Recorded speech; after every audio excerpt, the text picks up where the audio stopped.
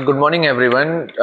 आज मैं यहाँ पर एज अ पेरेंट यहाँ पर मैं अंशिका मिल्कानी क्लास 11 साइंस की तरफ से यहाँ पर हूँ। एक्चुअली मैं स्कूल के बारे में बहुत सारी चीज़ें जो होती हैं उसके बारे में थोड़ा सा ब्रीफिंग करना चाहता हूँ और अपने व्यूज़ रखना चाहता हूँ।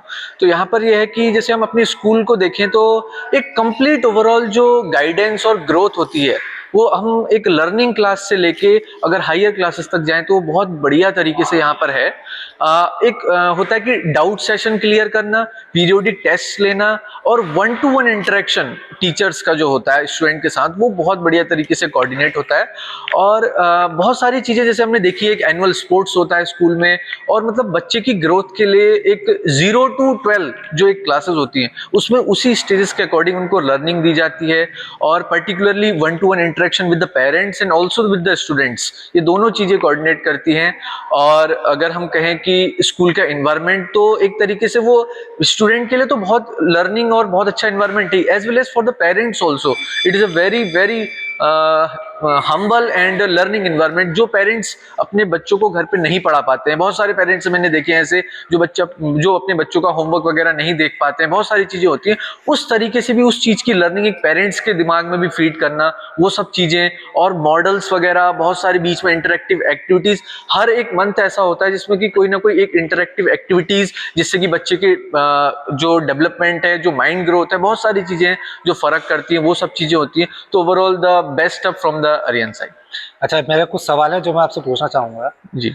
जैसे कि अभी हमारा एक एक्टिविटी हुई थी स्कूल में, स्पोर्ट्स कार्निवल, उससे पहले हुई थी दीपोत्सव दिवाली के टाइम पे। जी। तो उसके बारे में कुछ कहना चाहेंगे आप, जो एक्टिविटीज़ हुई हैं?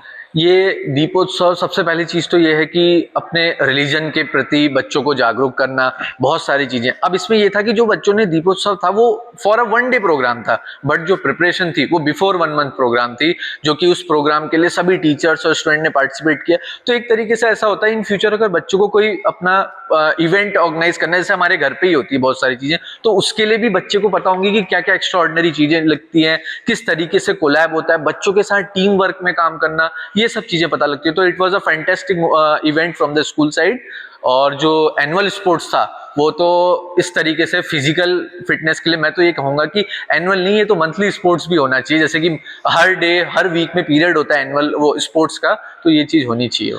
तो इसके अलावा आपके बच्चे की परफॉर्मेंस कैसी है स्कूल में? जब आप पेरेंट्स मीटिंग में आए हैं, आपने देखा, टीचर से मिले, तो उसके बारे में कुछ कहना चाहेंगे? बच्चे को जिस दिन से स्कूल में एडमिशन मिला है उस दिन से आज तक का कोई ऐसा वर्ड नहीं है जो मैंने बच्चे के अगेंस्ट सुना हो स्कूल की तरफ से। हमेशा यही सुनता आया हूँ, it was a fantastic as always, ये चीज मैंने हमेशा सुनी है। और अभी तक आई होप कि टीचर्स का भी बहुत अच्छा सपोर्ट मिला है और बच्चा बहुत अच्छा परफॉर्म कर रहा है। उम्मीद करता हूँ कि इसी परफॉर्मेंस के साथ बच्चा यहाँ से पास आउट हो तो और अच्छी बात होगी। एनी सजेशंस और आइडियाज फॉर द स्कूल? ऐसा भी कोई खास सजेशन तो है नहीं, बट एक चीज है कि हम सजेशन आज आप पूछ रहे हैं ये नहीं है तो मैं कभी भी दे सकता हूँ। ये बहुत अच्छा फ्रेंडली एनवायरनमेंट है स्कूल का। Thank you. Thank you.